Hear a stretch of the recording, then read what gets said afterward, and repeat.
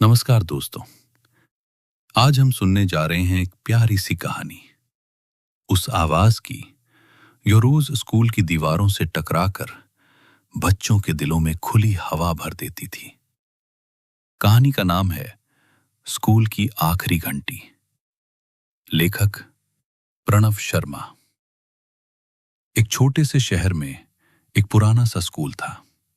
नाम था आनंद पाठशाला। स्कूल की दीवारें सफेद थीं, मगर धूप, बारिश और बच्चों की हथेलियों ने उन्हें हल्का सुनहरा बना दिया था। बरामदे लंबे थे, मैदान गोल था और मैदान के कोने में एक नीम का पेड़ था जो हर सुबह ऐसे खड़ा रहता था जैसे बच्चों की हाजिरी वही लगाने वाला हो। उस स्कूल में 11 साल का एक नन्हा, चंचल और थोड़ा सा सपनों में खोया रहने वाला लड़का पढ़ता था, विवान। उसकी जेब में हमेशा एक छोटी पेंसिल रहती थी, आधी घिसी हुई, पर उसके लिए बहुत कीमती। वो कहता था, पेंसिल छोटी हो जाए तो क्या हुआ, सपने तो लंबे लिख सकती हैं। उसके दोस्त इस बात पर हंसते और वो खुद भी हंस देता। विवान को स्कूल में बहुत कुछ पसंद था। सुबह की प्रार्थना, पानी की बोतलों की खनक, टिफिन खुलने की खुशबू, कक्षा की खिड़की से आती हवा, और सबसे ज्यादा पसंद थी आखिरी घंटी। वो घंटी कोई साधारण आवाज नहीं थी। जैसे ही दिन की आखिरी घंटी बजती, बच्चों की आंखों में चमक आ जाती। कोई बस्ता उठाता, कोई फीते बांधता, कोई अपनी खोई हुई रबर खोजता और कोई बिना वजह ही दौड़ने लगता। विवान के लिए वो घंटी छुट्टी की घोषणा नहीं, एक जादुई दरवाजा थी। घंटी बजते ही उसे लगता जैसे पूरा मैदान उसका हो गया हो। नीम का पेड़ भी पत्ते हिलाकर कहता हो, चल भाई, आज फिर पकड़म पकड़ाई में हवा से आगे निकलना है। लेकिन उस साल कुछ अलग था। 5वीं कक्षा का आखिरी महीना चल रहा था। गर्मी की छुट्टियों के बाद सबको बड़े स्कूल में जाना था। नई इमारत, नई वर्दी, नए शिक्षक और शायद नए दोस्त भी। ये बात सुनकर बच्चे उत्साहित थे, पर विवान के मन में एक छोटी सी गांठ थी। उसे लग रहा था कि जैसे आखिरी घंटी अब सचमुच आखिरी होने वाली है। एक दिन कक्षा में मीरा मैडम ने कहा, बच्चों, इस महीने के अंत में तुम्हारा विदाई दिवस होगा। तुम सब अगले पड़ाव पर जाओगे, इसलिए इस स्कूल की कोई एक प्यारी याद लिखकर लाना। सारी कक्षा में फुसफुसाहट फैल गई। किसी ने कहा, मैं टिफिन वाली याद लिखूंगा। किसी ने कहा, मैं खेल के दिन वाली याद लिखूंगी। किसी ने धीरे से कहा, मैं वो दिन लिखूंगा जब मेरी पतंग स्कूल की छत पर अटक गई थी। विवान चुप बैठा रहा। उसकी नजर खिड़की से बाहर लटकती पुरानी लोहे की घंटी पर थी। घंटी बरामदे के किनारे लगी थी। उसे बजाने का काम रामू काका करते थे। रामू काका स्कूल के सबसे प्यारे व्यक्ति थे। सफेद मूछें, मुस्कुराती आंखें और कदम इतने शांत कि लगता था वे जमीन को जगाना नहीं चाहते। पर घंटी बजाते समय उनका हाथ ऐसा चलता था जैसे कोई पुरानी धुन फिर से जीवित हो गई हो। उस दिन छुट्टी के बाद विवान मैदान में रुक गया। बच्चे जा चुके थे। हवा में धूल के छोटे छोटे बादल तैर रहे थे। वो धीरे से रामू काका के पास गया और बोला, काका, ये घंटी कब से है? रामू काका मुस्कुराए, जब मैं छोटा था तब भी थी। फर्क इतना है कि तब मैं इसे दूर से सुनता था, अब पास से बजाता हूं। विवान ने पूछा, काका, क्या घंटी को पता चलता होगा कि बच्चे खुश हो जाते हैं? रामू काका हंस पड़े, अरे घंटी को सब पता चलता है, बस वो बताती नहीं, वरना स्कूल की सबसे बातूनी चीज वही निकलती। विवान भी हंस दिया, फिर बोला, काका, जब हम चले जाएंगे तब ये घंटी हमें याद रखेगी? रामू काका ने नीम की ओर देखा, फिर बोले, बेटा, स्कूल किसी बच्चे को भूलता नहीं। दीवारें नाम नहीं पुकारती, पर कदमों की आहट संभाल कर रखती हैं। विवान को ये बात अच्छी लगी, पर उसके मन की गांठ पूरी तरह नहीं खुली। अगले दिन से उसने एक नया काम शुरू किया। हर रोज आखिरी घंटी बजने से पहले वो एक छोटी सी चीज ध्यान से देखता। पहले दिन उसने देखा कि उसकी मेज के कोने पर किसी ने बहुत पहले एक छोटा सा तारा बनाया था। दूसरे दिन उसने देखा कि खिड़की की जाली में अटकी सूखी पत्ती हवा के साथ हिलती थी। तीसरे दिन उसने देखा कि मैदान की मिट्टी में बच्चों के जूतों के निशान शाम तक धुंधले हो जाते थे, पर पूरी तरह मिटते नहीं थे। धीरे धीरे उसे लगने लगा कि स्कूल में हर चीज किसी न किसी याद की छोटी गठरी उठाए चल रही है। ब्लैक बोर्ड पर बचा सफेद चूरा, पानी की टंकी के पास की कतार, सीढ़ी की तीसरी पायदान जहां बैठकर वो और उसका दोस्त कबीर आम का अचार खाते थे। सब कुछ बोलता था, बस बहुत धीरे। विदाई दिवस से एक दिन पहले कक्षा में हलचल थी। बच्चे अपनी यादों वाली पर्चियां ला रहे थे। रंगीन कागज, टेढ़े मेढ़े अक्षर, छोटे चित्र और ढेर सारी हंसी। विवान ने अभी तक कुछ नहीं लिखा था।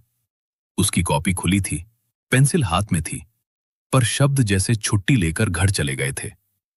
कभी कभी शब्द भी बच्चों जैसे होते हैं, बुलाओ तो नहीं आते और काम के बाद लाइन लगाकर खड़े हो जाते हैं। मीरा मैडम ने उसके पास आकर पूछा, विवान, तुम्हारी याद कहाँ है? विवान ने धीरे से कहा, मैडम, मेरी याद आवाज में है, उसे कागज पर कैसे लिखूं? मीरा मैडम ने बहुत प्यार से कहा, आवाज को शब्दों में नहीं, मन में पकड़ा जाता है। तुम बस सच लिख दो। उस शाम विवान घर गया। मां रसोई में थी, दादी आंगन में चटाई पर बैठी मटर छील रही थी। विवान ने पूछा, दादी, क्या आपको अपने स्कूल की आखिरी घंटी याद है? दादी ने हंसकर कहा, बिल्कुल। उस घंटी के बाद हम ऐसे भागते थे जैसे घर में रसगुल्ले हमारा इंतजार कर रहे हों, जबकि घर पहुंचकर मिलता था बस गरम दूध। विवान खिलखिला पड़ा। दादी ने फिर कहा, पर बेटा, बाद में समझ आया कि घंटी सिर्फ छुट्टी नहीं देती थी, वो बताती थी कि एक दिन पूरा हुआ, और हर पूरा दिन हमें थोड़ा और बड़ा कर देता है।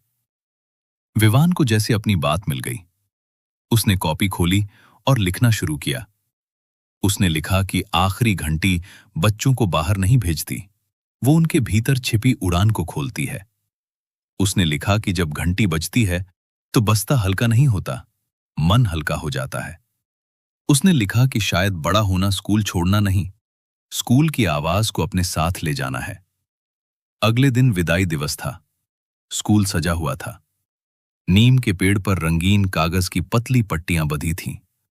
बरामदे में बच्चों की पर्चियां लगाई गई थीं। किसी ने मैदान की याद लिखी थी, किसी ने अपनी पहली कविता की, किसी ने उस दिन की जब शिक्षक ने उसकी तारीफ की थी। विवान की पर्ची सबसे आखिर में लगी थी। ऊपर लिखा था, आखिरी घंटी की बात। कार्यक्रम शुरू हुआ। बच्चे गीत गा रहे थे, हंस रहे थे, फोटो खिंचवा रहे थे। रामू काका दूर खड़े मुस्कुरा रहे थे। मीरा मैडम ने कुछ बच्चों से उनकी यादें पढ़वाईं। फिर उन्होंने विवान को बुलाया। विवान थोड़ा घबराया। उसके हाथ में पर्ची थी।